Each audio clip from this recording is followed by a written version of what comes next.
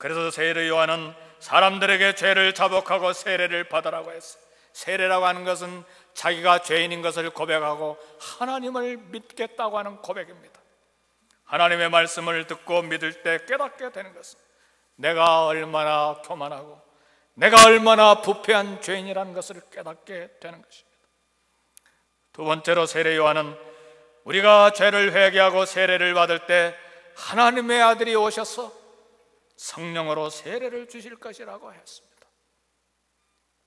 7절 8절 말씀을 보니까 그가 전파하여 가로되 나보다 능력 많으신 이가 내 뒤에 오시나니 나는 굽혀 그의 신들매를 풀기도 감당치 못하겠노라. 나는 너에게 물로 세례를 주었거니와 그는 성령으로 너에게 세례를 주시리라. 우리 예수님은 우리에게 성령을 주시는 분이십니다. 성령님은 우리에게 임하셔서 우리를 녹이십니다. 우리를 변화시켜서 완전히 다른 사람으로 변화시켜 주십니다. 사랑하는 성도 여러분, 성령님 우리에게 충만할 때 속 사람의 변화가 일어나기 시작합니다. 사람에게 가장 이상적인 상태는 무엇이냐? 아주 비싼 음식을 먹고 만족한 포만감에 젖어서 이렇게 누워있을 땐가? 그리고 커피 한 잔을 마실 땐가? 아닙니다. 성도 여러분, 우리 자다가 깨야 돼요. 어느 때에 사람이 가장 이상적인 정신적인 영적인 상태에 있는가? 성령님으로 충만한 때가 가장 이상적인 상태입니다.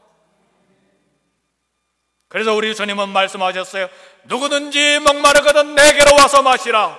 나를 믿는 자는 성경의 이름과 같이 그 배에서 생수의 강이 흘러나리라. 이는 그를 믿는 자의 받을 성령을 가리켜 말씀한 것입니다. 성도 여러분, 성령의 충만, 성령의 세례는 한 번 받는 것으로 끝나는 것이 아닙니다. 에베소서에 보면 오직 성령의 충만을 받으라고 말씀하셨는데 복수로 되어 있어요. 우리 교회에 유능한 리더십을 가진 한 사람만 성령의 충만하면 우리 교회 문제가 끝나는가? 아니라는 말이에요. 복수로 되어 있어요. 우리 모든 성도들이 이 목사로부터 시작해서 우리 장로님들과 목자들과 우리 모든 성도들 한 사람 한 사람이 모두가 다 성령에 충만해야 된다는 말이에요. 그것이 에베소서에 있는 말씀의 명령이에요.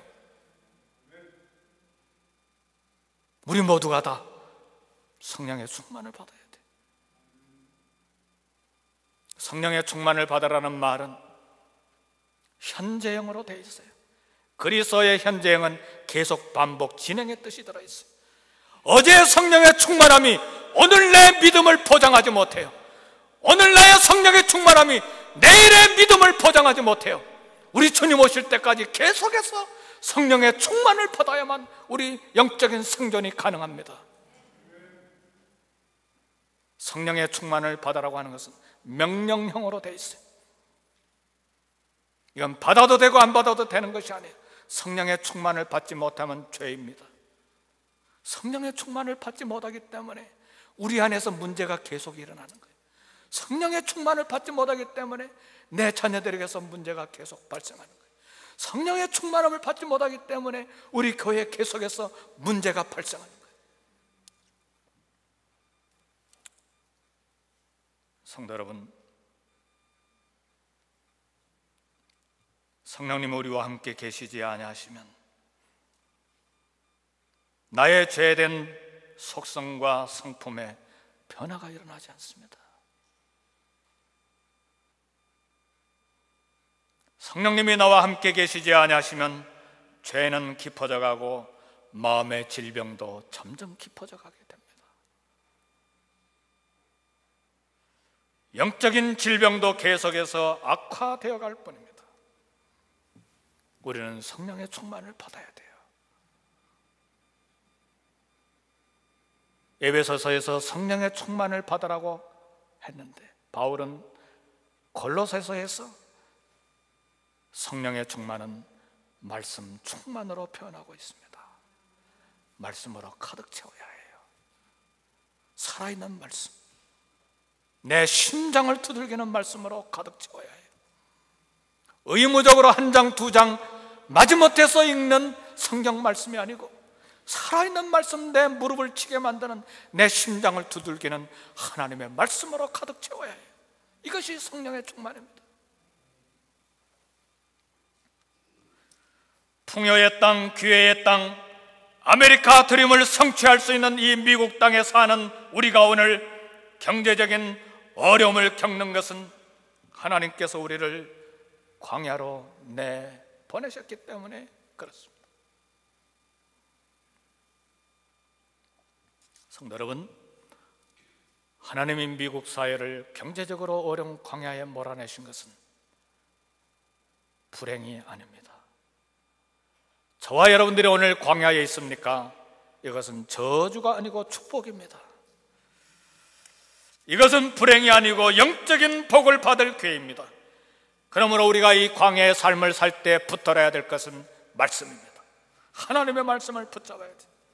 우리 하나님의 말씀을 읽는 첩경에 있기 때문에 하나님의 말씀을 만나고 하나님의 음성을 듣고 하나님을 만날 수 있는 절호의 찬스에 있기 때문에 우리는 축복 가운데 있는 것입니다.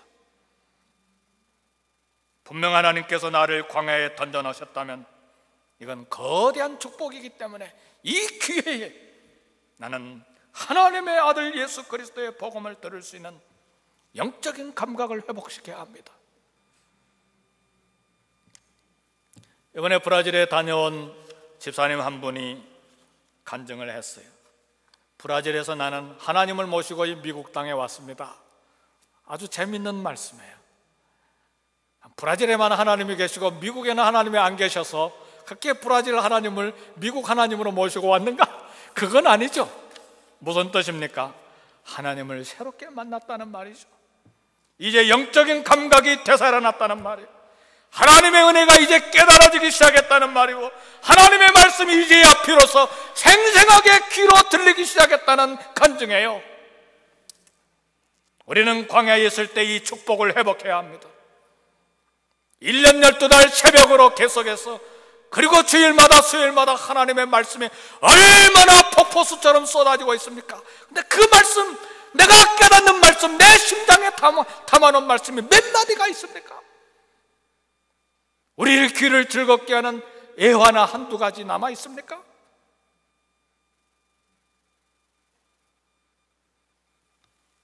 그러므로 하나님께서 나를 불편하기 짝이 없는 광야로 몰아내셨다면 이 광야에서 영적인 축복을 회복해야 돼요.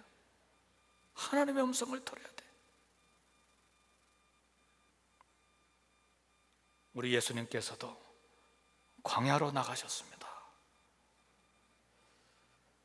오늘 본문 12절 13절의 말씀을 보니까 성령이 예수를 광야로 몰아내신지라 광야에서 40일을 계시면서 사단에게 시험을 받으시며 들짐승과 함께 계시니 천사들이 수종들더라.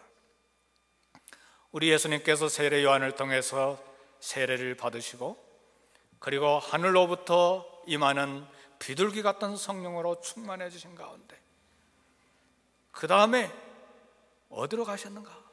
여기 본문의 말씀을 보니까 성령께서 예수님을 광야로 몰아내셨다. 다른 복음서에 보면 성령의 이끌림을 받아서 광야로 가셨는데 오늘 마가는 굉장히 거칠은 표현을 했어요.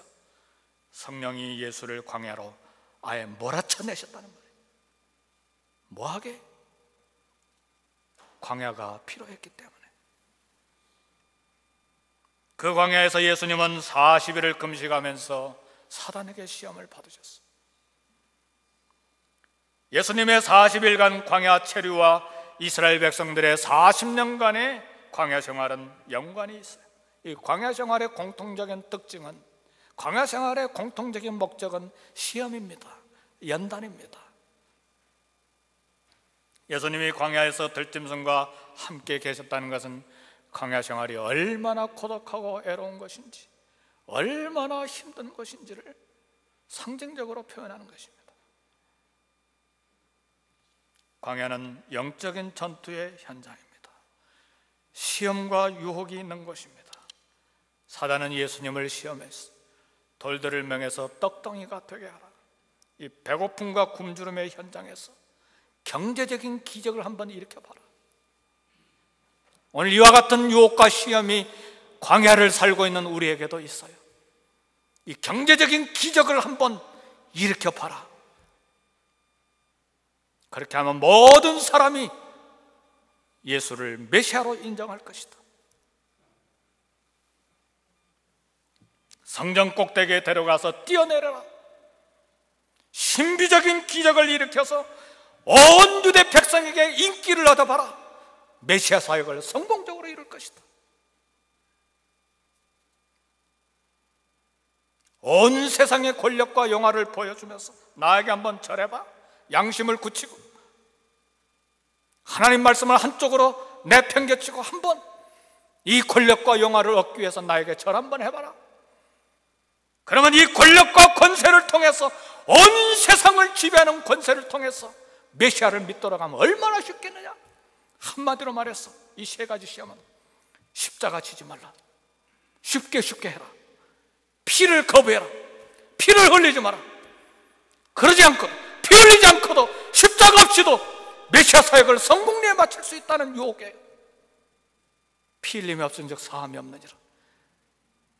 전적으로 하나님의 구원 사역을 완전히 무너뜨리라고 하는 사단의 시험에 오늘 이와 같은 시험이 광야를 지나는 우리에게도 동일하게 있어요.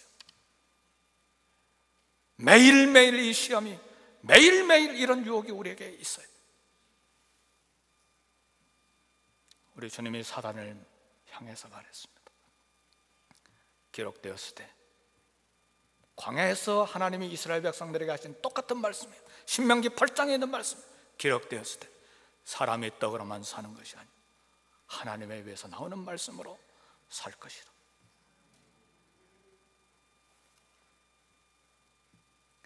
광야에 들어가면 저절로 우리의 믿음이 깊어지고, 광야에 들어가면 저절로 하나님을 만나게 되고, 광야에 들어가면 저절로 우리의 영성이 깊어지는 것이 아닙니다. 시험을 이겨야 돼요. 고독을 이겨야 돼요. 인기와 박수갈채를 이겨야 돼요. 돈에 대한 욕심을 극복하는 시험을 통과해야 돼요. 예수님을 만나고 예수님을 따르는 것이 은혜이기도 하면서 또 한편 우리에게 이런 희생을 요구하는 것입니다. 며칠 전에 선교사님들에게 이메일이 왔어요. 기도해 주세요. 그래서 제가 충고했어요. 선교사님들 한 달에 한 번 휴가를 넣는데 상파울레에 나가지 마세요. 1300만 명이 사는 상파울레에 나가지 마세요. 거기에 나가면 뭐합니까? 사람들 만나서 고독을 이야기하고 애로움을 이야기하고 어려운 형편을 이야기해서 동정을 사고, 그리고 내 사역을 자랑하고, 그리고 저녁밥 얻어먹고, 그걸로 해서 영적인 문제가 해결되는 것이 아니다. 선교사님들 한 달에 한 번 휴가 얻으면 사람이 아무도 없는 고독한 장소로 가서 하나님을 만나세요. 선배 선교사로서 후배들에게 이야기했어요. 눈에 훤하거든요. 상파울레 나가면 조잘조잘 막 하루 종일 이야기하는 거거든요.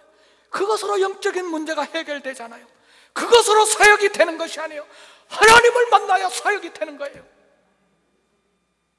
우리 가정의 문제, 우리 자녀들의 문제, 우리 신앙생활의 문제도 사람을 많이 만나야 해결되는 것이 아니에요. 고독한 장소에서 하나님을 만나야 문제가 해결이 돼요.